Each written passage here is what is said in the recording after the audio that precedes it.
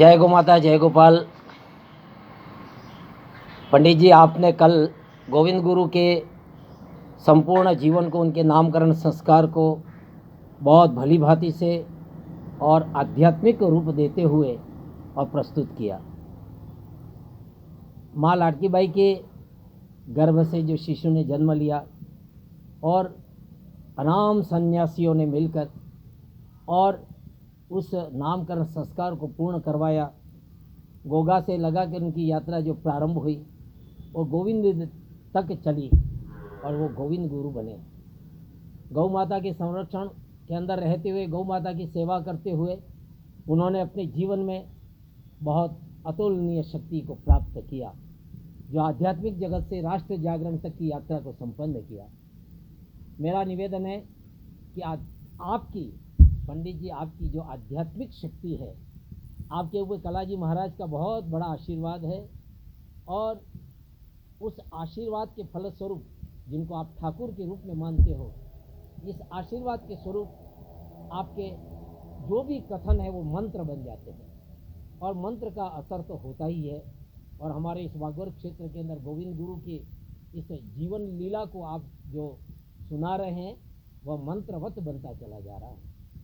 आने वाले समय में ये जो कथा है वह 15 दिवसीय की कथा बनेगी। कारण क्या कि आपने 12 दिवसीय इस आयोजन को लेने का मन का भाव बनाया था, लेकिन आपके कथाना अनुसार मार्गशीर्ष शुक्ल एकम से लगा के पूर्णिमा तक, जो कि पूर्णिमा उनका जन्मदिन है, तो यह 15 दिवसीय पखवाड़ा हम किस अनुरूप मना सकते हैं, इसको भी थोड़ा सा स्पष्ट आपको करना है। और इसके माध्यम से संपूर्ण वागवर क्षेत्र के अंदर गोविंद गुरु के श्री चरणों के अंदर पखवाड़ा मनाया जाएगा। तो एक अद्भुत आध्यात्मिक शक्ति तो जागृत होगी, लेकिन राष्ट्र चेतना भी जागृत होगी। और आपका वह जो गीत बार बार मेरे हृदय के अंदर हिलोले ले करके उठता है, उस ध्रुपद को भी आज बहुत तन्मयता के साथ में आप प्रस्तुत करें।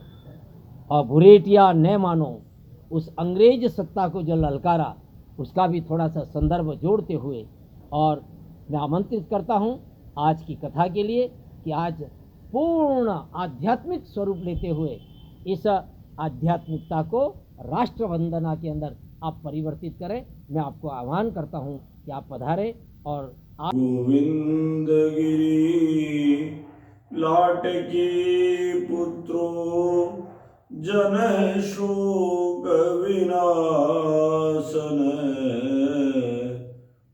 गोविंद गिरी लाटकी पुत्रो जन शोक विनाशन। दर्पहारी गुरुंडस्य सर्वजयी वनवासिन। दर्पहारी गुरुंडस्य सर्वजयी वनवासिन।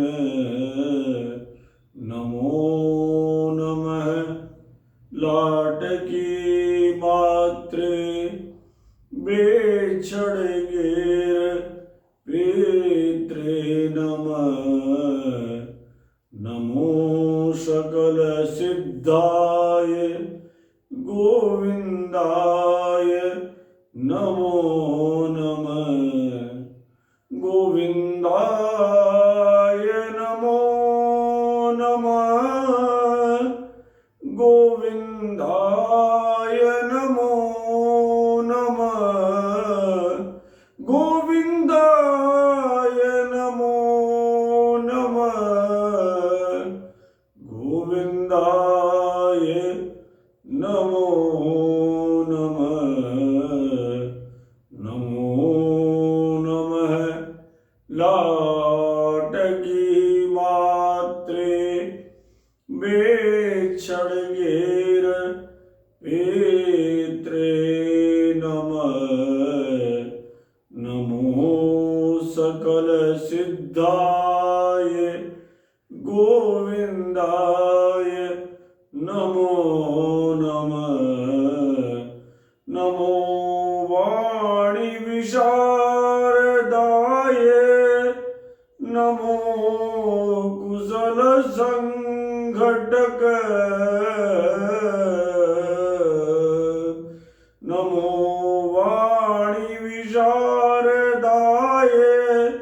नमो कुशल संघटक धूणिधणी नमस्तुभ्यं मनवाणीश्चकायकम्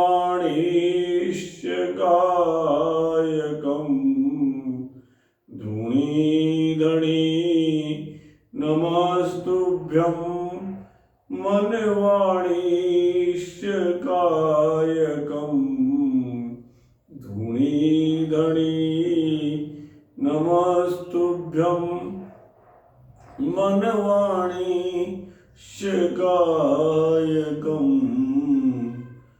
आइए एक बार फिर अपने मन को रमण कराएं।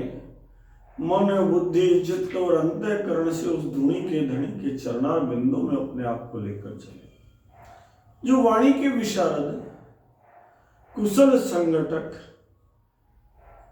और गांव गांव में लोगों को भगत आंदोलन के लिए प्रेरित करने वाले हैं। उन भगवान गोविंद गिरी के चरणों में अपना मन लगाए, दृढ़ आधार भूमि पर विराजित हो। उस लाटकी माता को नमन करें, उन बेछड़गिर पिता को नमन करें, सभी सिद्धों को नमन करें जिन्होंने गोविंद गिरी को बालक गुगो से गुरु गोविंद तक पहुंचाने में अपनी अपनी साधना बल को, अपनी अपनी शक्तियों को साध करके शुभाशीर्वाद दिया। एक ऐसा योद्धा तैयार किया जो दिव्य विभूतियों से युक्त बना। उस समय क्या होता था? गर्मी में हेजा होता था, सब डरते थे ना हेजे के भय से, विसूचिका हो जाती थी। आयुर्वेद में वैद्य इलाज करते रहते थे, हेजा घर घर में व्याप्त हो जाता था। वर्षा के समय पर बाला रोग हो जाता था। कहते हैं काला और बाला के रखवाले तेजाजी महाराज, बाला रोग हो जाता था।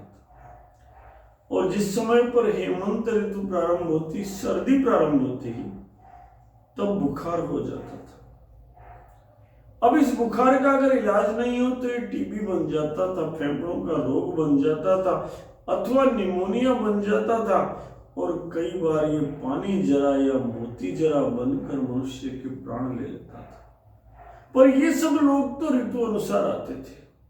ये सारे के सारे रोग कोई गर्मी में आता था, कोई सर्दी में आता था, कोई हेमंत में आता था, कोई बसंत में आता था। लेकिन एक रोग जो राज का रोग था, वो सारी ऋतुओं पर आक्रमण कर रहा था। एक भी ऋतु, ना सर्दी, ना गर्मी, ना बरसात, लाग, बेठ, बेगार, टैक्सेशन, ना दिन ना रात, अहरनिश, राज अपने आप में एक रोग बन गया था इन आतताई गोरुंडों के समय। सब रोगों के लिए किसी के लिए तुलसी का घासा लेते थे, किसी के लिए पानी पीते थे, लेकिन इस रोग का कोई इलाज नहीं था। घर बैठे आते थे, सब कुछ लूट कर ले जाते थे, मान मर्यादा भी लूट कर ले जाते थे। कष्ट इतना भयावह था, घर में एक साड़ी होती थी, एक लुगड़ी होती थी, माँ बाहर जाती तो बहू अंदर रहती, बहू बाहर जाती तो माँ अंदर रहती, और इन आतताइयों को वो एक लुगड़ी भी नहीं सुहाती। बहुत विचित्र समय था, कल्पना से परे समय था, जिसकी कोई कल्पना नहीं कर सकते। अच्छे खासे लोग जिनको नाचना, गाना, मस्ती से जीवन जीना पसंद था, उनके जीवन में विषमता आ गई, भयंकर संकट आ गई। सबके सब लोग जिन्हें कोई भील कहता था, कोई वनवासी कहता था, कोई पारगी कहता था, कोई क्या कहता था, ये सबके सब लोग बड़े सात्विक वृत्ति से खाना पीना, भगवान के भजन गाना, जीवन करना, यहां तक कि नुक्ता मोशर 12वें के दिन 2-2 बाटी खिलाते थे। गरीब थे पर आनंददायक लोग थे। भगवान ऋषभ देव को अपने आराध्य मानते थे, भैरव भगवान को सब पूछते थे, हनुमान जी महाराज को सब पूछते थे, माँ अम्बा भवानी को सब पूछते थे, बोमिया जी महाराज को सब पूछते थे, कला जी बाबू जी को सब पूछते थे। बड़ा सहज सहज जीवन, और उस सहज जीवन में समझ नहीं आता था कि कैसे इन लोगों से लड़े। और उस दौर में जब इस सहज लोगों की ये सारी वृत्तियां, जिनकी शक्ति ये थी कि यदि पत्थर उठा ले तो खुद पत्थर उठाते थे और मात्र शक्ति उन्हें पत्थर लाकर देती थी, काल बन जाते थे अंग्रेजों के लिए। लेकिन काल बनाने की ताकत देने वाली कोई चट्टान की आवश्यकता थी, और वह चट्टान जो थी वो बने गोविंदगिरी महाराज। गोविंदगिरी महाराज का जो बचपन था वो बचपन इसी प्रकार की दीक्षा से बना कि वो खुद अडिग चट्टान बनते गए, अंगद का पैर बनते गए, और वो अंगद का पैर जब सबके साथ खड़ा हुआ तो सारे के सारे लोगों में शक्ति का प्राकट्य हो गया। और ये जो प्राकट्य हुआ तो इसे एक दिवाकर सोपान के रूप में हम कह सकते हैं। आज की जो कथा है ना, ये उगते हुए सूर्य की कथा है। उगम खंड में 7 सूर्य योग से, ये अद्भुत कथा है। गुरु गोरक्षनाथ की कृपा से जन्मे हुए, गुरु गोरक्षनाथ की कृपा से विकास को प्राप्त हुए, और शुक्ल पक्ष के चंद्रमा की तरह बालक गूंगा बढ़ते हुए जब 12 वर्ष की अवस्था तक आए, तब तो पिता ने चिंता करके कहा कि बेटा व्यापार करो। ये व्यापार भी अवसर बन गया। मानो ठाकुर जी जो चाहते हैं वो सबसे करवा लेते हैं, चाहे आप घर में बैठो, चाहे बाहर जाओ, चाहे कुछ करो।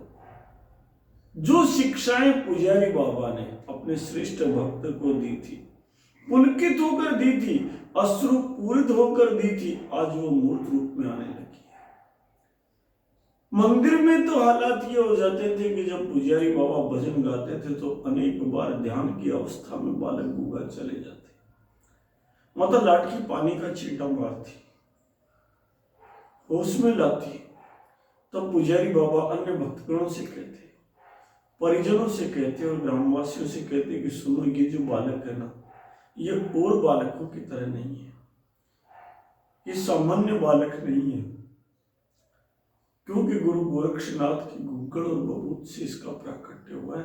ये अद्भुत बालक है, और साथ में ये बचपन से गैया मैया की पूंछ पकड़े नाचता गाता घूम रहा है, इसलिए अतिरिक्त शक्ति इसके भीतर समाहित हो गई। उसके बाद निरंतर गोविंद का नाम अहरनिश उनकी धारणा, इसने शक्ति को सूर्य बना दिया, दिवाकर बना दिया। इसलिए दिवाकर सोपान बनकर ये जगमग जगमग जब करेगा, आनंद आ जाएगा। पिता डरे हुए थे, पिता ने बहुत समझाया मां लाटकी, और लाटकी माता भी क्या करती, दूसरा विवाह उनके साथ। पहले पति शांत हो गए थे, ये दूसरा विवाह था। बेचड़गिर के पास बहुत बड़ी बाड़क थी, बहुत बड़ा व्यापार था। समझाने लगे, देखो इस कारोबार को कोई तो संभालेगा। मां ने कहा अभी बेटा छोटा है,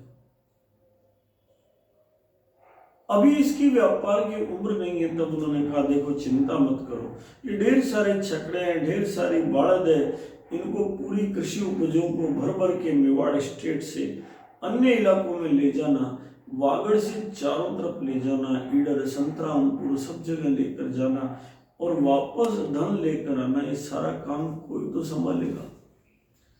जब मां से चर्चा हुई और बालक की उम्र की चिंता लगी तो उन्होंने कहा कि सुनो, इसके साथ में तुम्हारे भाव समझ रहा हूं। मां का हृदय है ना, वात्सल्य भरा हुआ है, इसलिए बालक गोविंद को अकेला नहीं भेजेंगे, बल्कि इस पैतृक कार्य में श्री गणेश पर जाते समय लाखा बंजारा को इनके साथी के रूप में भेज देते हैं और बालक संभला देते हैं।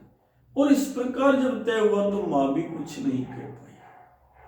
अब तो बालक के साथ लाखा बंजारा के साथ यात्रा प्रारंभ हुई, और वो पैतृक कार्य पर बाड़द लेकर, कृषि उपज लेकर कहाँ जाने लगे, बूंदी जाने लगे, उदयपुर जाने लगे, ईडर जाने लगे, पालनपुर जाने लगे, और अनुभवजन्य ज्ञान को एकत्र करने लगे। इसी यात्रा में जहां जहां बाबा गए वहां वहां उन्होंने कष्ट देखा, स्थानीय राजे रजवाड़े तो गाय के लिए खोटे नहीं थे, पर जो गुरुंड एजुटेंट थे, जो गुरुंड बैठे हुए थे, जो आतताई गाय की हत्या करने के कारण गुरुंड कहलाए हुए मिनक बैठे थे, गाय का रुंड करके खा जाने के कारण जिस घृणित उपाधि से धिक्कारे जाने वाले वो अंग्रेज बैठे थे, उनका तो भोजन ही पता नहीं क्या था, राक्षसी भोजन था, जिंदा सांप खा जाए। अद्भुत कष्ट। और सबसे बड़ा, गैया मैया गाय का वंश उनके भोजन का मुख्य भाग बना हुआ था। हमारी आस्था का मान बिंदु। बाबा घूम रहे थे, देख रहे थे, मांडलगढ़ जाते, कुंभलगढ़ जाते, जहाजपुर जाते, भीलवाड़ा जाते, राशमी जाते, छोटी सादड़ी जाते, बड़ी सादड़ी जाते, गिरबा जाते, मगरा जाते, चित्तौड़गढ़ जाते, सब जगह का व्यापार क्रम देखते और उस व्यापार क्रम के साथ प्रजा के कष्ट भी देखते। इस रियासत की सीमा से बाहर बाबा जाते, कभी सिरोही जाते, कभी पालनपुर जाते, कभी ईडर जाते, कभी संतरामपुर जाते, तो वो देखते कि ये अरावली पर्वत श्रृंखला के समान चट्टानी प्रजा भी इस नवीन शासन व्यवस्था से घबराई हुई है, पूर्ण रूपेण त्रस्त है, और शहरी साहूकार और जागीरदार उनके पास अब कोई रास्ता नहीं बचा है कि इस व्यवस्था को अधिक चुनौती देने की स्थिति में। गोविंद रो पड़े एक जगह, पैर टिकाकर बैठ गए, हे ठाकुर जी, क्या इतना कष्ट भी हमारे भाग्य में लिखा है कि वन देवी के लिए जो वृक्ष लगे हुए उनमें से हम एक टहनी नहीं तोड़ सकते? क्या इतना कष्ट भी लिखा हुआ है कि आज हम गाय की रक्षा भी नहीं कर सकते? सब कुछ एक कानून है, विरोध करोगे तो कानून पकड़ लेगा। धारा 144 लगी हुई है, 5 आदमी नहीं जा सकते। कितनी दुखद स्थिति थी धारा 144 की। मेरठ के अंदर 11 जुलाई 1893 का सुलभ दैनिक बताता है,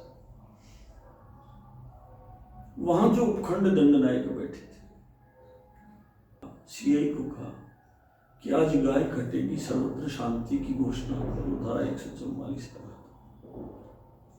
कितना बड़ा दंगा हुआ, कोई कल्पना नहीं कर सकता। और ये सब किसके आदेश पर था? महारानी विक्टोरिया के आदेश पर था। अखबार लिखता है कि क्या ये अंग्रेज वास्तव में हमें लड़ाना चाहते हैं क्या? आखिर ये चाहते क्या है? ये गोरे लोग, ये तन के ही गोरे हैं या मन के भी गोरे हैं? जानबूझकर।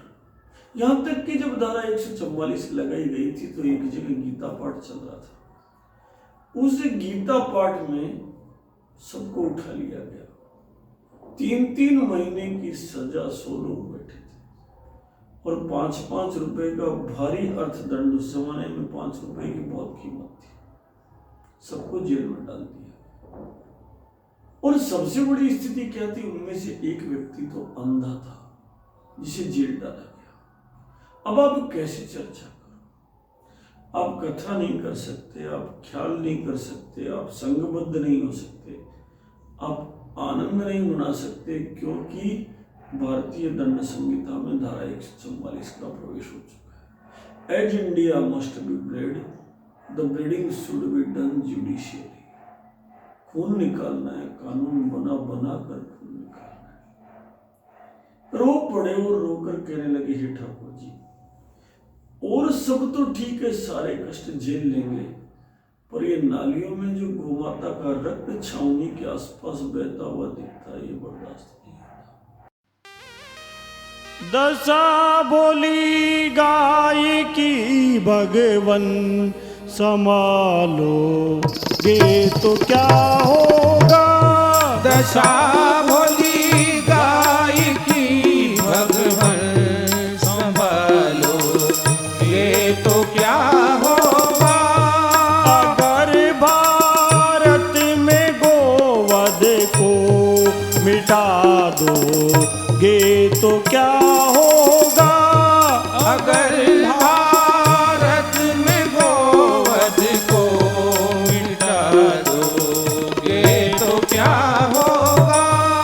दशा भोली गाय की भगवन संभालो ये तो क्या होगा। दशा भोली गाय की भगवन संभालो ये तो क्या होगा। यहाँ सब शास्त्र कहते हैं ये माता है, ये माता है। यहाँ सब शास्त्र कहते हैं ये माता है, ये माता है। इसे माता का दर्जा तुम दिला दोगे तो क्या होगा। इसे माता का दर्जा तुम दिला दोगे तो क्या होगा। दशा भोली गाय की भगवन संभालो ये तो क्या होगा। दशा भोली गाय की भगवन संभालो ये तो क्या होगा। अजामिल गिद्ध गणिका आदि की बुद्धि तुम्हें फेरी। अजामिल गीत गणिका आदि की बुद्धि तुमिल फेरी। जो बुद्धि राज्य सत्ता की फिरा दो ये तो क्या होगा। जो बुद्धि राज्य सत्ता की फिरा दो ये तो क्या होगा। दशा भोली गाय की भगवन संभालो ये तो क्या होगा। दशा भोली गाय की भगवन संभालो ये तो क्या होगा। गोविंद गोपाल गोवर्धन कहाते हो तुम्ही जग में। गोविंद गोपाल गोवर्धन कहाते हो तुम्ही जग में। जो लज्जा अपने नामों की बचा लो ये तो क्या होगा। जो ले जा अपने नामों की बचा लो ये तो क्या होगा। दशा भोली गाय की भगवन संभालो ये तो क्या होगा। दशा भोली गाय की भगवन संभालोगे तो क्या होगा। दशा भोली गाय की भगवन संभालोगे तो क्या होगा। दशा भोली गाय की भगवान संभालोगे तो क्या होगा। अगर भारत में गोवध को रुका लोगे तो क्या होगा। गोविंद गोपाल गोवर्धन कहाते हो तुम्ही जग में। तुम्हारा ही तो नाम गोविंद है, तुम्हारा ही तो नाम गोपाल है, तुम्हारा ही नाम तो गोवर्धन है। जो लज्जा अपने नामों की बचा लोगे तो क्या होगा। अगर अपने नामों की लाज बचा ली ठाकुर तो क्या होगा। नहीं तो एक गैया मैया तो चली जाएगी। ये केवल चित्र में दिखेगी। एक थी गाय जिसे मीरा मावड़ थी ना, अद्भुत मावड़। डंके की चोट कोई कह सकता है। जैसे 4 बजे नाथ मोल ले रहे हैं ना गांव गांव में शास्त्र दर्शन, वैसे उस मावड़ ने कहा लीनो गोविंदो मोले मायरी मैं तो लीनो गोविंदो मोले मायरी मैं तो लीनो गोविंदो मोले। कोई कहे छाने नी कोई कहे चोड़े, कोई कहे छाने नी कोई कहे चोड़े, हर लियोरी बजंता ढोल, मायरी में तो लीनो गोविंदो मोल, मायरी में तो लीनो गोविंदो मोल। कोई कहे सूंगो नी कोई कहे मूंगो,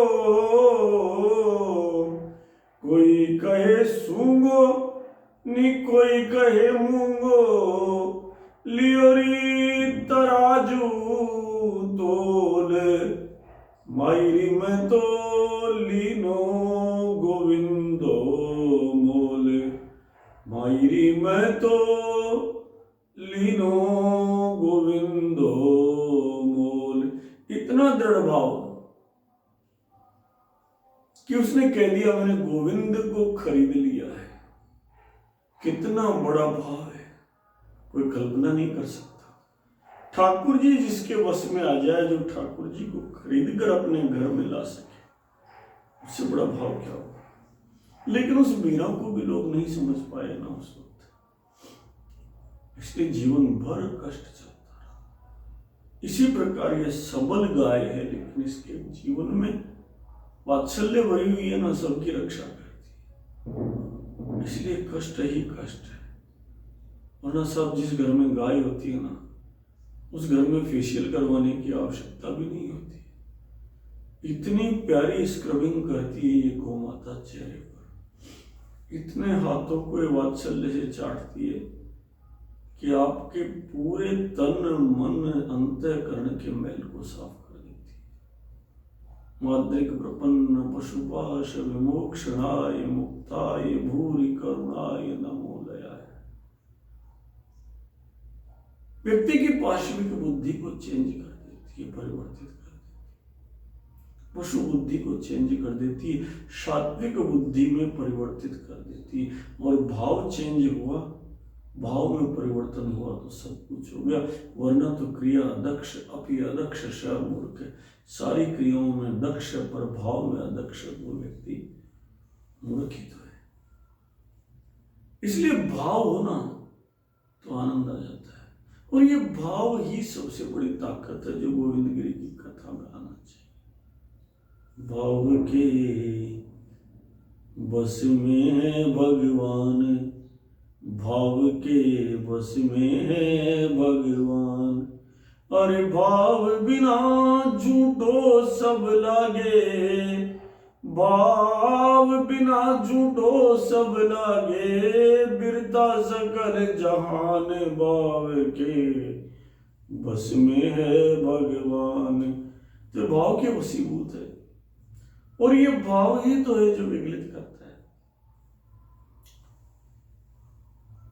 रो पड़े कहने लगे महाराज, अजामिल गीत गणिका आदि की बुद्धि तुम्ही ने फेरी, जो बुद्धि राज्य सत्ता की फिरा दोगे तो क्या होगा।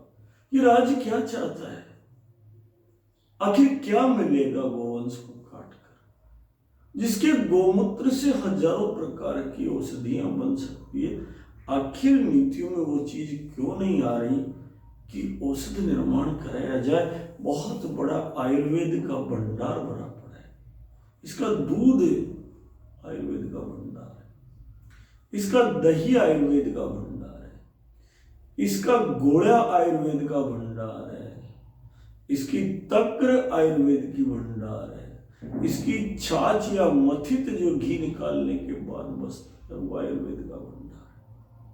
स्वास्थ्य रक्षण का साधन है सब। अरे तक्रा रिष्ट तक्रा शव इसका अद्भुत है। इसका घृत सोने से जगमग जगमग जगमग करता हुआ किए, सबसे बड़ा ताकत का साधन। इसका पंचगव्य, इसका पंचामृत, कितने बड़े बलवर्धक रसायन है। पंचगव्य महापातक नाशनम, सारे पाप नष्ट हो जाते हैं कोई पंचगव्य पिए, सारे रोगाणु, सारे कीटाणु, सारे वायरस नष्ट हो जाते हैं अगर कोई पंचगव्य को धारण कर ले तो। और इसलिए संस्कार में था हमारे, लेकिन ये सब बेकार की बातें हो गई। दर्द हुआ तो कॉम्बी फ्लेम खा लो, पैरासीटामोल खा लो, अरे गाय के घी की मालिश कर लो, नाक में घी डाल लो, ठीक हो जाए। लेकिन नहीं, जो सत्य ज्ञान है, नित्य का ज्ञान है, वो कहीं ना कहीं, क्योंकि ब्रह्मांड के नायक इस समय कलयुग महाराज है, इसलिए वो सत्य अटक गया। और इस सत्य को प्रकट करना ही गोविंद गिरी की यात्रा है। आज वो एकांत में बैठ जाते हैं और कहते हैं, सुनो महाराज, इस भोली गाय की, ये भगवान ये बहुत भोली है, ये तो पता है सबकी माता है। भागवत के चौथे स्कंद में मिलता है ना, इसने सबको अपना दान दे दिया। ये देवताओं की भी माता है, तो राक्षसों की भी माता है, ये सांपों की भी माता है। ब्रह्मांड में कोई नहीं है, ये धर्मवानों की माता है, तो कसाई की भी माता है। कहती है, कोई बात नहीं बेटा, तू दूध पी के पेट नहीं भरना चाहता, काट के पेट भरना चाहता है, कोई बात नहीं, मैं तेरी माँ को काट के तेरी रोजी रोटी चला। दशा बोली गाय की भगवान संभालोगे तो क्या। बाबा ने बहुत विचार किया और विचार करके उनको लगा कि ये जीवन बहुत छोटा है, इसी जीवन में कुछ तो करना होगा। अगर व्यापार पे ही लग गए तो कैसे पार पड़ेगी। अनंत आकाश पर दृष्टि टिक गई और उस अनंत आकाश को श्रेष्ठ योगी तलाश रहा था कि अंग्रेजी बादल की ओट में हिंदवी स्वराज कहां खो गया सूरज। पीतल के क्षमता बादल रे जो रोके, सूर उगाड़े न सिंगारी हाथ से लेवे, या कुख मिली कद शादी नहीं। लेकिन सिंह बिखर चुके थे। वो उस गौरव को तलाश रहा था जो महाराणा प्रताप के समय, जो उदय सिंह जी के समय, जो बप्पा रावल के समय जो गौरव था। वो मन उस गौरव को तलाश रहे थे जो घूमते घूमते आते थे। चूंडावत मांगी से दाणी, सिर काट दे दियो क्षत्राणी। वो उस गौरव को संभाल रहे थे कि वो गौरव कहाँ चला गया। मातृभूमि पर मरने की वो इच्छा कहाँ चली गई। जब माँ कहती थी, इला न देनी अपनी हालरिया हुदराए, पूत सिखावे पालने मरण बढ़ाई माए। और तभी तो 13 पीढ़ियां एक दिन में लाखोटा बारी पर जुझार हो जाती। वो तलाश रहे थे कि वो सूरज कहाँ डूब गया, ये कैसा बादल है जिसने ढक लिया। सारी शान सारा गौरव इस दिल्ली दरबार के सामने कैसे झुक गया। वो जो बैलों की बालद की घंटियां सुनाई दे रही है, क्या पता कब क्या हो जाए और वो घंटी की जगह रक्त निकल जाए। चारों तरफ वो देख रहे थे, प्रजा में आक्रोश बराबर था, समान रूप से था। प्रजा में शक्ति भी बहुत थी, केवल कोई प्रजा को संगबद्ध करने वाला नहीं था, कोई जगाने वाला नहीं था। सबके सब राज के गीत गा रहे थे। इसलिए जीवन में भी धर्म का काम करना है तो राज्य का आश्रय नहीं लेना चाहिए। सबसे बड़ा आश्रय किसका? नारायण का आश्रय। जिस समय पर बाबा तुलसीदास जी का आह्वान किया गया कि आइए आपको एक जागीर दी जाएगी, तो बाबा ने लिख के भेजा, हम चाकर रघुवीर के पटो लिखो दरबार, तुलसी अब क्या होएंगे नर के मनसबदार। कोई कितना ही बढ़ाओ है तो मनुष्य न बाबा। हम चाकर रघुवीर के, राजा रामचंद्र के चाकर हैं। दरबार से पट्टा लिखा हुआ है हमारा। हमें ना सम्मान चाहिए ना पद चाहिए। अब मनुष्य के मनसबदार जागीरदार बनेंगे क्या इस जीवन में? ये ब्राह्मण तत्व था तुलसीदास जी महाराज।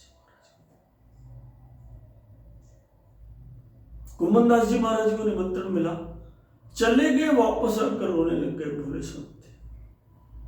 पूछा, बाबा क्या हुआ? दरबार में गए, क्या हासिल करके आए इस बड़े राज में जाके? बाबा ने कहा, आवत जात पनैया टूटी, बिछड़ गयो हरि नाम, संतन को कहां सीकरी से काम। अरे और तो कुछ नहीं हुआ, गया और वापस आया, मेरी जूतियां टूट गई, और तो कुछ नहीं। जिनको मुख देखत घिन उपजे, तिनको करिबे परे सलाम, संतन को कहां सीकरी से काम। जिनके अत्याचारों के कारण उनका चेहरा देखते ही घृणा उपजती है। लोक मर्यादा है ना दरबार की, इसलिए उनको भी हमें प्रणाम करना पड़ा। संतन को कहां सी करी सिखा। इसलिए दृढ़ संकल्पित होकर सब लोग जो सामर्थ्यवान थे राज्य सत्ता की ओर भाग रहे थे, बाबा ने अलग निर्णय लिया। अब जैसे ही अलग निर्णय लिया तो वो सोचने लगे कि पर्वत श्रृंखलाओं से बहते झरनों की कलकल के समान जो जीवन कलकल करता उल्लासित था, वह इन गुरुंडों की तथाकथित विधिमयी क्रूर दृष्टि, एक एक शब्द दांतों से पचा करके निकालो, तथाकथित सो कॉल्ड विधिमयी एज पर ला दृष्टि, ऐसी नजर जिसके द्वारा नित नए कानून बना बनाकर सरल वनवासियों पर ऐसी पटकी गई कि वे सबके सब मुरझा गए। कल तक वन उनकी संपदा थी, वन्य जीव उनकी संपदा थी, वन के वृक्ष उनके अपने थे, उनके देवता थे। आज ना तो सागवान उनका था, ना महुआ उनका था, और ना ही इन दोनों को धारण करने वाली वन्य भूमि उनकी बची थी। सब पर गुरुओं ने कब्जा कर लिया। बहुत बड़ी पीड़ा थी। अब ये जब पीड़ा उन्होंने देखी घूमते हुए, तो बालक के साथ व्यापार तो भूल गए, पर इस दंश को देखते गए जो असहनीय था, अंतहीन था, और किसी एक के लिए नहीं, पूरे समाज के लिए था। और सबसे बड़ी बात, पूरा समाज मौन था और इसको नियति की पीड़ा मान चुका था, और बुरेटिया दंश को यह सोचकर सहे जा रहा था कि को हो हमें कहानी। लेकिन युवा अवस्था की ओर बढ़ते हुए गुरु गोविंद का मन आक्रोश से ऊपर उठा। वे बार बार देख रहे थे, विचार कर रहे थे क्या करें। पिता बेछड़ गिर और परिवार के लोगों की तरफ देखते थे तो चिंता होती थी, घर परिवार का क्या होगा। लेकिन बारंबार ये भी समझा रहे थे कि यदि सभी चुपचाप चले गए तो आखिर गैया मैया के लिए कौन काम करेगा, आखिर ये सब काम कौन करेगा। और इसलिए घर में जो पूर्वजों से प्राप्त अच्छी खासी बाढ़ थी, जो ढेर सारा व्यापार था, जो विशाल समूह था, जो खा पी कर मस्त रहने के लिए जीवन भर के लिए पर्याप्त था, उसके बावजूद समाज की चिंता में दुबले होने लग गए। रात दिन समाज की जब चिंता चलती रही, बारंबार घर पर चर्चा चलती रही, तो पिता बेचड़गियर ने सोचा, अरे बालक के यहाँ बहू नहीं है, पांव में बेड़ी नहीं है, इसलिए ऊंची उड़ान भरे जा रहा है, क्यों नहीं इसकी विवाह की इस रस्म पूरी कर दें।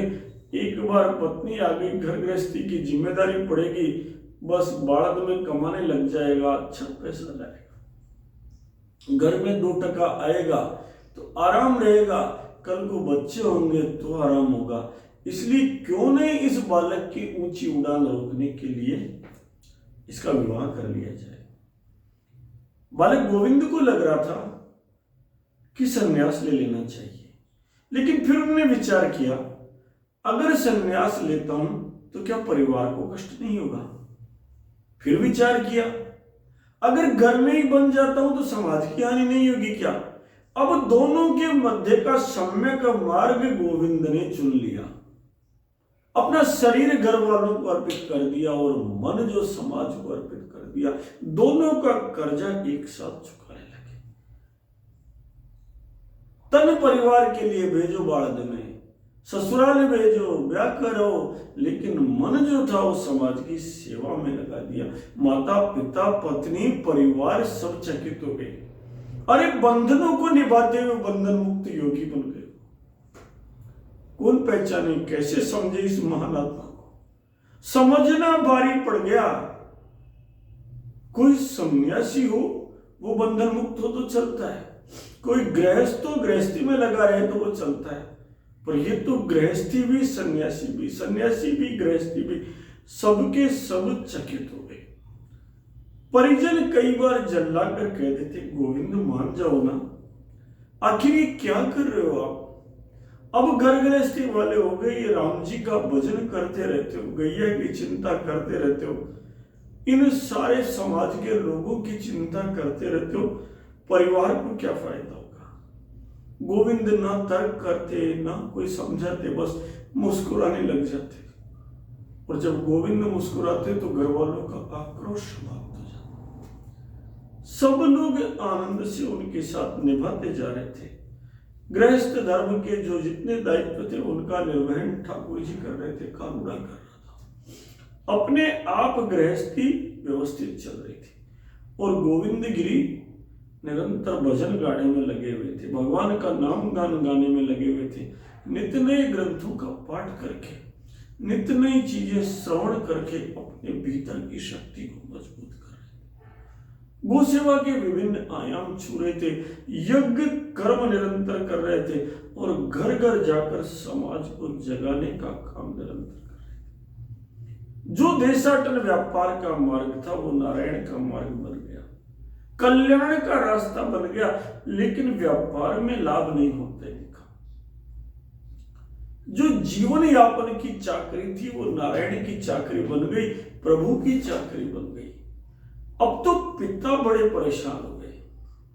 बारंबार वो गृहस्थ और संन्यास में संतुलन बनाने का प्रयास कर रहे थे और पिता चिंता करते जा रहे थे कि हो क्या रहा है।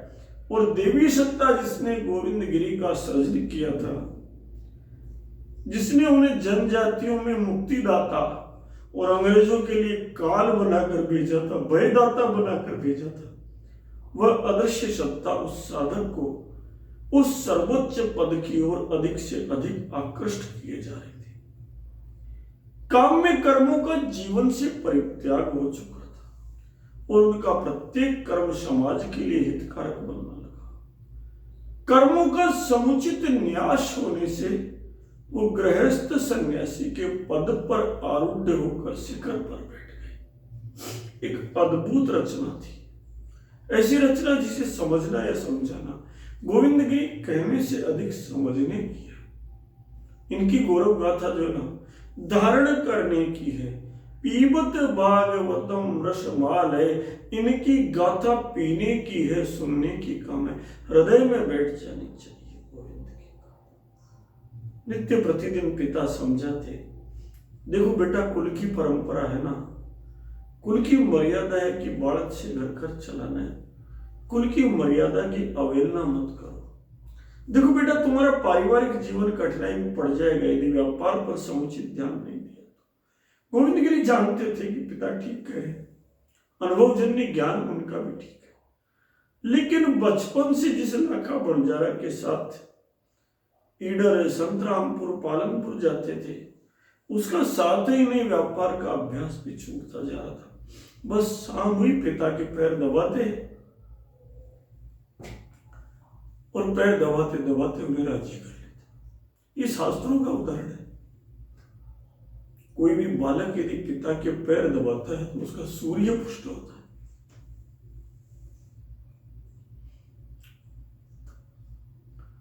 उसका ज्ञान बढ़ता है, उसकी सामर्थ्य बढ़ती है, भगवती गायत्री उसके हृदय में जागृत होती है यदि कोई पिता के चरण दबाता है तो। इसलिए कुछ नहीं करें तो गोविंद गिरी का वर्तमान ये कि बच्चे बड़ों के पैर दबाना सीख जाए। तो गोविंद गिरी की कथा हो गई। एक दिन पिता ने पूछ लिया, गोविंद देखो लाखा बंजारा निरंतर प्रगति कर रहा है और तुम दिनों दिन व्यापार छोड़ते जा रहे हो, बेटा कारण क्या है? क्या कहते गोविंद? पैर दबाते दबाते कहने लगे, सुनो पिताजी, मैंने बहुत प्रयास किया है व्यापार करने का, बहुत उद्यम किया है, लेकिन मेरे भाग्य में व्यापार नहीं है, इस करमचंद में व्यापार नहीं लिखा है। पिताजी मैं लाखा बंजारा के साथ गुजरात राज्य में मिश्री लेकर जाता था, आपको तो ध्यान है। एक दिन की बात है पिताजी, मैं हमेशा की तरह अपने मित्र लाखा बंजारा के साथ वागड़ से संतरामपुर रियासत के नटवा गांव में बाड़द पर मिश्री लाद कर जा रहा था कि अनायास सामने बाबा रामदेव मेरे सामने प्रकट हुए। एक मिनट का वेश धारण करके आए और डपट कर पूछा, बता रे तेरी बाड़द में क्या है, इस पर क्या लाद कर ला रहा है? बाबा जी रोनी जरा नाथ महान भगत हिती यात्रा ठाणी। बाबा जी मिश्री कीनी लूण डरिया गोविंद खुदा।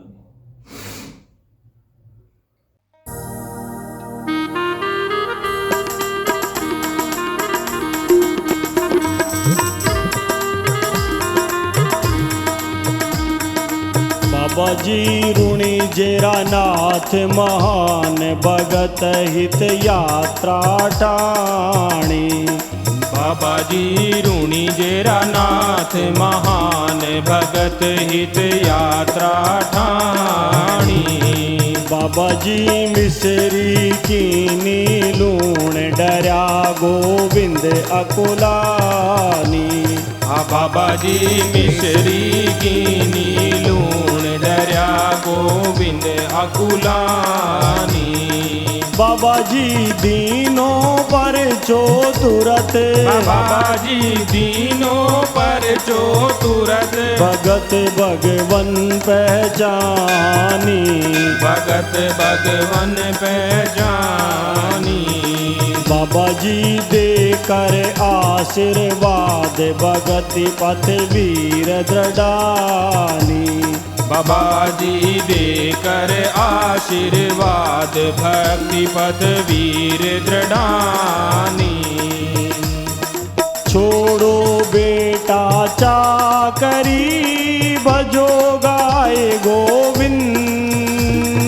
छोड़ो बेटा चाकरी भजो गाय गोविंद। वही होगा जो चाहोगे। वही होगा जो चाहोगे। काटो भव भय बंध। काटो भव भय बंध। धर्म ध्वजा नभ छा गई जद गोविंद गिरी की फौज चली।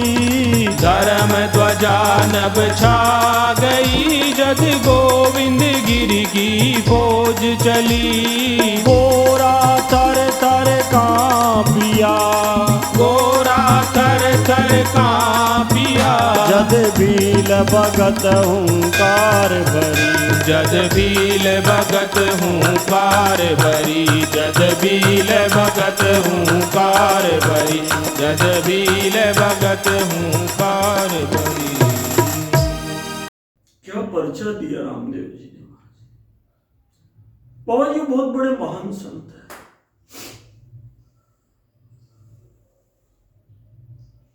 बाबा रामदेव बहुत बड़े संत है।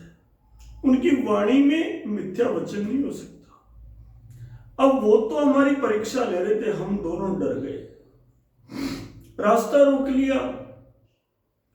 हमने डरे हुए सोचा मिश्री पर राज का शुल्क लगता है, इसलिए नमक बोल दो। हमने कहा महाराज मेरे बैलों की बाड़द में तो नमक ही नमक लगा हुआ है जो कर्म होते हैं। फिर क्या हुआ रे गोविंद? पिता बेछड़ गिर ने पूछ लिया। गोविंद यही तो चाहते थे कि पिता की जिज्ञासा बढ़ती जाए और गोविंद अपनी कहानी पिता को सुनाते जाए, अपना भाव बताते जाए। जो उद्देश्य था बाबा की उत्सुकता जगाने का वो जाग गई थी।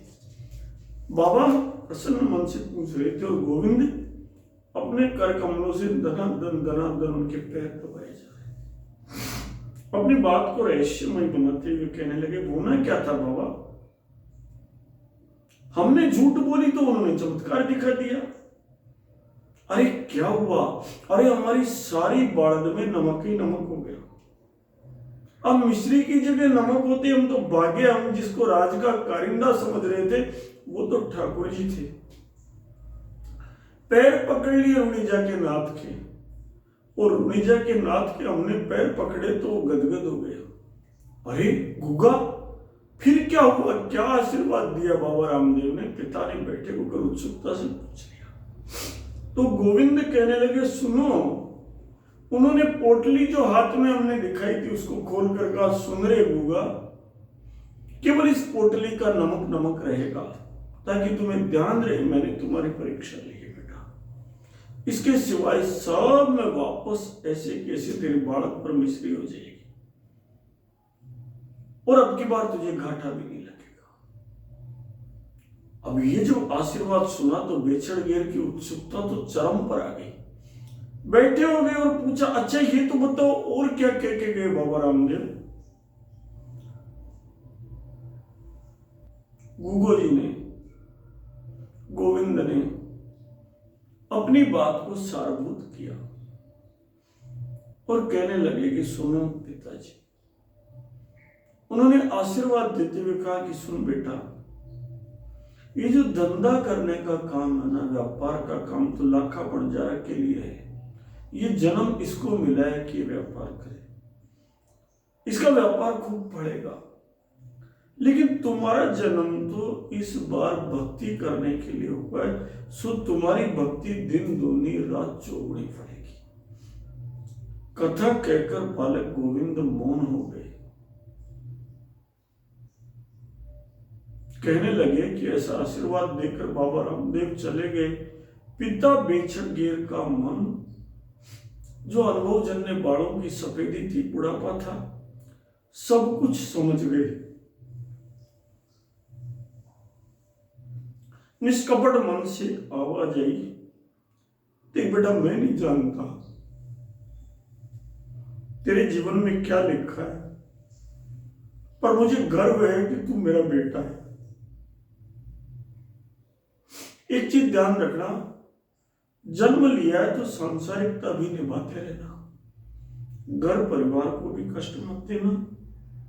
क्या सच है, क्या सच नहीं है, ये बात तो केवल वो रुणिजा का नाथ ही जानता है, जो चार भुजानाथ का अवतार है, जो भगवान द्वारिका नाथ का अवतार है, जिसके जन्मते दरवाजे से लेकर पालने तक कुमकुम के चरण चिन्ह बन गए थे। वो चार भुजा का नाथ, रुणिजा का नाथ बाबा रामदेव, वो जाने तू जाने। जिसके प्रकट होते पानी दूध में बदल गया था, वो चमत्कारी संत जाने, और बेटा तू जाने। जिसके धरती पर आते माता के सामने आते मंदिर में रखे शंख स्वतः बज गए थे, बेटा वो रामदेव बाबा जाने, तू जाने तुझे क्या करना। बस केवल मेरा बूढ़ा मन ये कहता है कि जिस प्रकार बाबा रामदेव के साथ पूरा समाज जुड़ गया, लाखों लाखों लोग जुड़ गए और आज भी जुड़े हुए हैं, वैसे ही तेरे शुभ कर्मों के साथ, तेरे सत्कर्मों के साथ भी पूरा समाज जुड़ जाए। यही सूर्य का आशीर्वाद है, पिता का आशीर्वाद है, पैर दबाने का मूल्य है।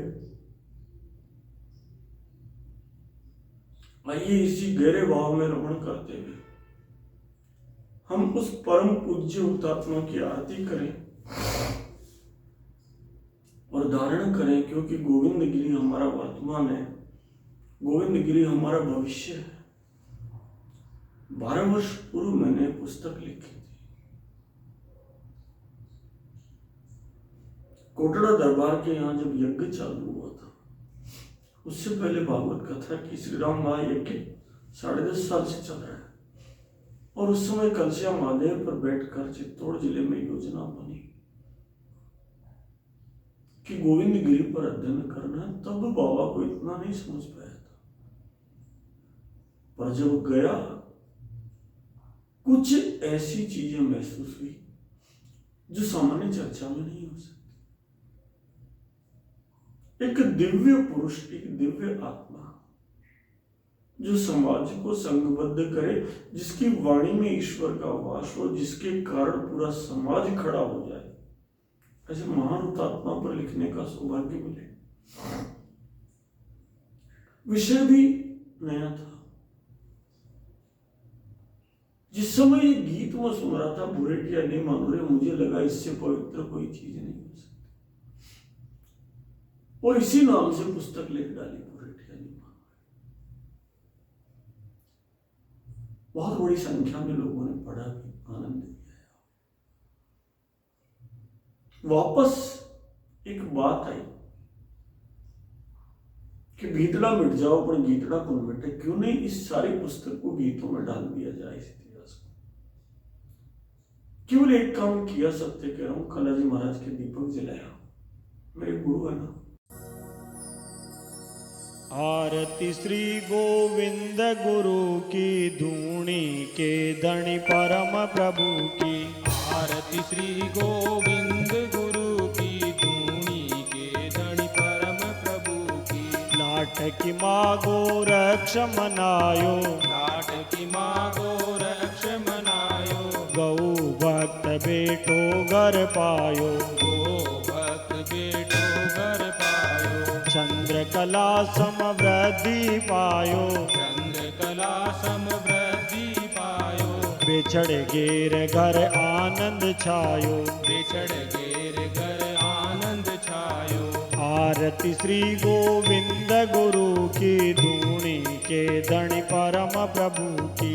आरती श्री गोविंद गुरु की धूणी के धनी परम प्रभु की। दयानंद से शिक्षा पायो, दयानंद से शिक्षा पायो। राजगिरी से दीक्षा पायो, राजगिरी से दीक्षा पायो। योग सिद्धि प्रभुता प्रगटायो, योग सिद्धि प्रभुता प्रगटायो। बील धरा में भक्ति जगायो, बील धरा में भक्ति जगायो। आरती श्री गोविंद गुरु की धूणी के धनी परम प्रभु की। आरती श्री गोविंद गुरु की धूणी के धनी परम प्रभु की।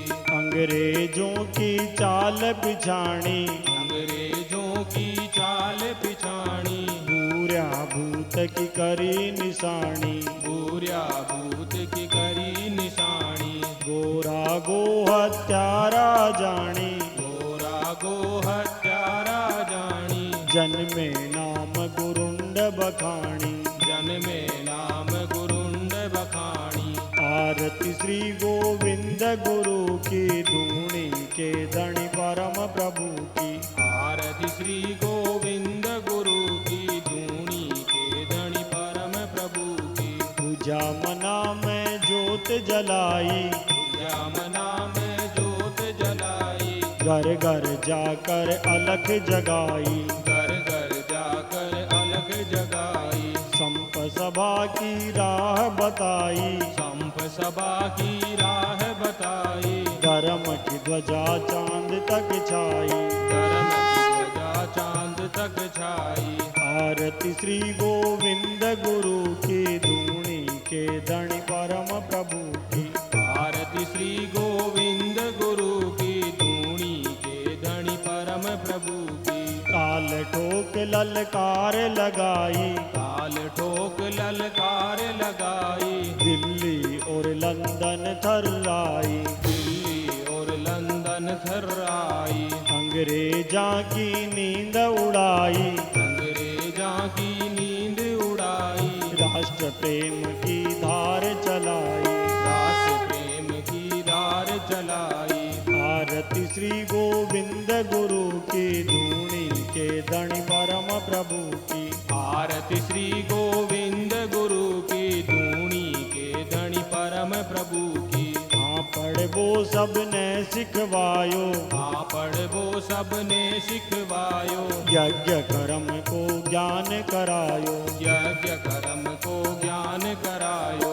सत्यवादी जन भगत बनायो, सत्यवादी जन भगत बनायो। भगत गणा में ओज भरायो, भगत गणा में ओज भरायो। आरती श्री गोविंद गुरु की धूणी के धनी परम प्रभु की।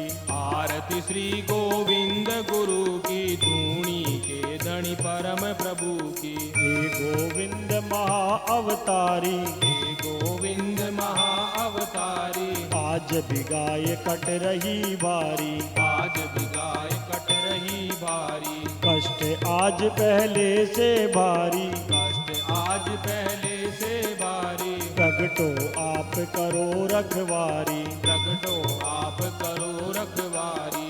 आरती श्री गोविंद गुरु की धूणी के धनी परम प्रभु की। आरती आरती श्री गोविंद गुरु की धूनी के धनी परम प्रभु की आरती श्री गोविंद गुरु की धूनी के धनी परम प्रभु की आरती श्री गोविंद